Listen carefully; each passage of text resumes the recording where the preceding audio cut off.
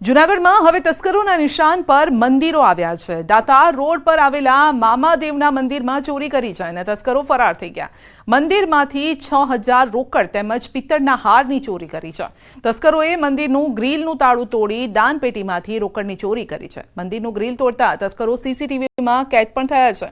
પોલીસે આ સીસીટીવીના આધારે તસ્કરોનું પગેરું મેળવવા માટે તપાસ હાથ ધરી।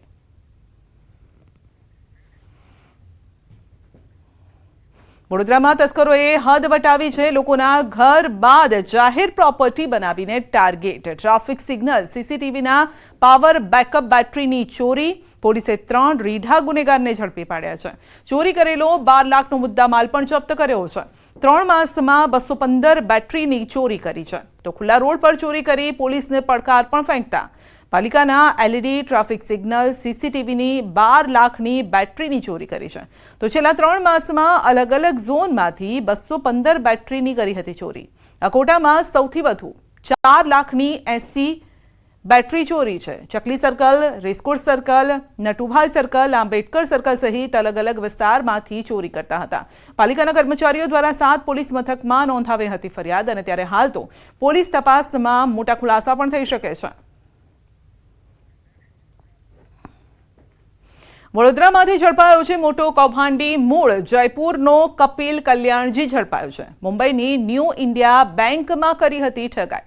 આરોપી મેનેજરે 122 કરોડનું કર્યું હતું કૌભાંડ અને વડોદરા ક્રાઇમ બ્રાન્ચે આરોપીને દબોચ્યો છે।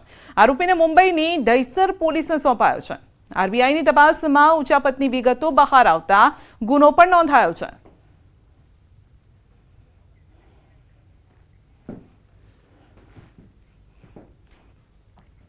અને હવે વાત કરીશું દીપડાની દહેશતની।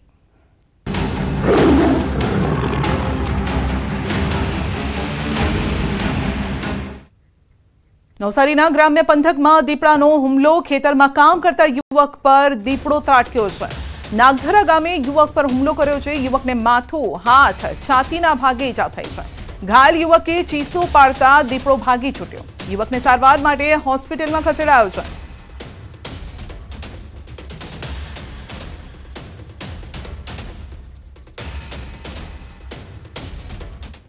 ગીર સોમનાથના ઉનામાં દીપડાનો આતંક। ગુંદાળા ગામે આધેડ પર દીપડાએ હુમલો કર્યો છે। વાડી વિસ્તારમાં કામ કરતા આધેડ પર હુમલો કર્યો છે। આધેડને ગંભીર ઈજા પહોંચતા ઉના સરકારી હોસ્પિટલ ખસેડાયા છે। વન વિભાગે દીપડાને પકડવા કવાયત પણ હાથ ધરી છે। તો ગીર સોમનાથના ઉનામાં દીપડો દેખાયો છે અને એક વ્યક્તિ પર હુમલો પણ કર્યો છે। હુમલા કર્યા બાદ તે ત્યાંથી નાસી છૂટ્યો છે। વાડી વિસ્તારમાં કામ કરતો હતો આધેડ અને તેના પર હુમલો કરવામાં આવ્યો છે।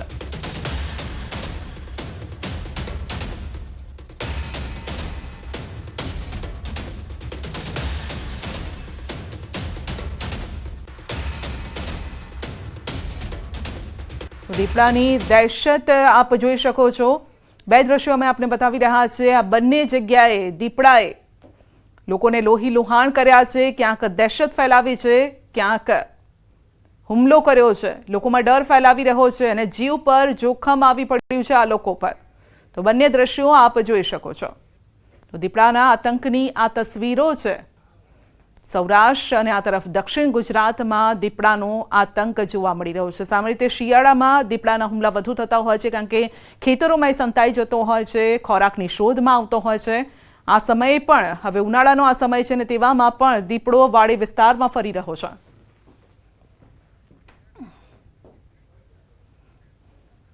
સરકારના ભરતી કેલેન્ડરમાં ગ્રાન્ટેડ સ્કૂલોમાં ભરતીનો કોઈ ઉલ્લેખ નહીં કરાતા વિરોધ થઈ રહ્યો છે।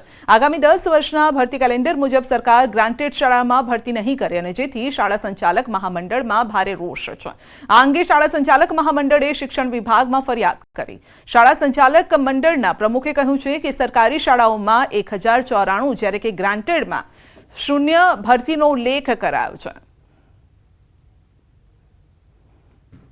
11/2/2011ના જાહેરનામાથી અમારી પાસેથી તમે ભરતી લઈ લીધી છે એટલે નેચરલી રાજ્યની ગ્રાન્ટેડ શાળાઓમાં શિક્ષકો અને આચાર્યો હવે તમારે આપવાના છે। તો એ સંજોગોમાં જે આંકડો 10 વર્ષમાં થનાર છે એનો પણ આમાં સમાવેશ થવો જોઈએ। પણ સમાવેશ નથી થયો એટલે આખા રાજ્યના ગ્રાન્ટેડ સ્કૂલોના સંચાલકો દ્વિધામાં છે, મૂંઝવણમાં છે। કારણ કે દરેક સંચાલકને હવે ચિંતા એ છે કે આપણો સમાવેશ નથી કર્યો તો શું આપણી ગ્રાન્ટેડ સ્કૂલો બંધ કરી દેવાની?